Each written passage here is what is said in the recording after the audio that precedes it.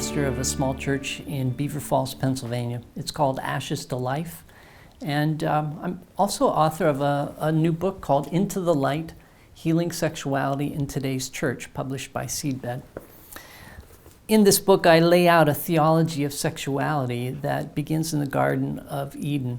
And I talk about how we are wired as sexual beings, how God has created us. One day I was counseling a lady who had been sexually abused many, many years before. She was in her late 30s, and she began to cry, just burst into tears, and she said, "I don't understand why this still hurts. Why does it still hurt? I was just a little girl when that man touched me, and all he did was touch me there. That's all he did." What I explained to her was that he didn't just touch a little girl. He touched her in the closest outward connection to the deepest part of her being. What do I mean by that?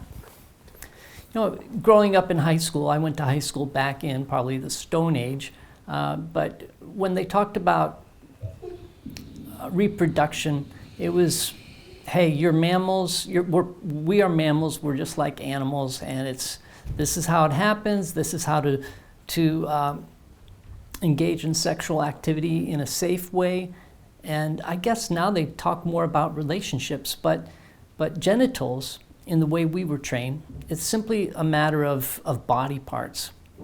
And that's not a biblical way of viewing how we are made. In the Hebrew understanding, you weren't a collection of body parts. Your body was you. In fact, in the Hebrew language, Ken Blue says that there is no Hebrew word for body because you are your body in the Hebrew view. It was the Greek culture which introduced the idea that your body is separate from a soul and that your body is just a shell for your soul. But not so in the Hebrew understanding. And so when someone touches us on the genitals, they're not just touching a body part, they're touching the closest outward connection to the deepest part of our being. I believe that may be why God chose circumcision as a sign of the covenant. In ancient times, when covenants were cut, there was an actual cutting, a scar that would remind someone of the promise that they had made. And so in God's covenant with Abraham, he chose circumcision to be the scar. I think we could rightly ask, if it has to be a scar, why there? Why not a little scar on the arm or a little Star of David kind of a scar on the forehead? Why not something more visible? And I believe he chose circumcision because that very principle I've said, that the closest outward connection, our genitals, are the closest outward connection to the deepest part of our being. To be any more personal,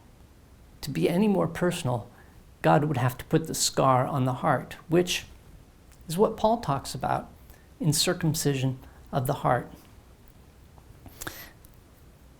I live in a small town, Beaver Falls. There's a Christian college there, and pastors have the privilege of checking out books. So when I was doing research on sex and developing a theology of sexuality, I borrowed 5 books a week. That was the limit. And I just kind of wonder if the librarians were thinking, here he comes again, call security. But one thing I noticed in checking out those books, the secular books, Masters and Johnson, etc., they would say, well, if you want more zing in your sex life, try a different position, try this technique, and if that doesn't work, then work on your relationship. When your relationship is good, sex gets better. And in the Christian books, the theme was much the same. They would say, God has created sex. Sex for Christians can be every bit as good, probably better than for non-Christians. And so if sex isn't going so well, try this technique, try this position. Oh, and you know what? you might even try working on the relationship. That was an eye-opener for me because I believe God did not create us as sexual beings and then give us relationships to help us be sexually fulfilled. He gave us, he created us to be relational beings, and he gave us sexuality as one tool in the toolbox to create greater intimacy with another human being. What our culture is buying into and what the church is buying into is that sexual fulfillment, that's the great thing. And so relationships or whatever you need to be sexually fulfilled, you have a right to sexual fulfillment. But that's not the message of the scripture. We are relational beings. That's our deepest need. That's how God's created us. And he's created sexual intimacy as a way of helping us to be relationally fulfilled. One very popular book that has been around for a number of years, The 5 Love Languages, was written by Gary Chapman. In that book, he says that if you want to express love to your spouse or to anyone really, you'll probably use one of 5 ways. Physical touch, quality time, acts of service, giving and receiving gifts, and words of affirmation. He says that those are the 5 languages, the 5 ways that we express love to another person. And what I've concluded is that when we fall in love, we are speaking all 5 of those languages. Chapman says that there are a number of chemicals flowing through our brains when we're falling in love with someone. I think norepinephrine and endorphins give us those wonderful feelings when we're falling in love. And so we begin to speak all 5 languages. After 2, 3, sometimes 4 years, those chemicals are no longer flowing through our brains. And we go back to our normal selves. We go back to our one primary love language, and that's what we begin to speak. And so we begin to think, and our spouse begins to think, something has happened. Things are different. We're not in love anymore. But actually what is happening is true love is taking place.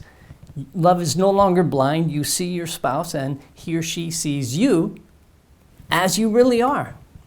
And you agree that you're going to stay together for better, for worse, for richer, for poor, in sickness and in health. God's design is a good design. And we will experience deeper relationships with our spouse as we follow his design and not make sexual fulfillment the end all and be all, but to make the relationship what we're really seeking after.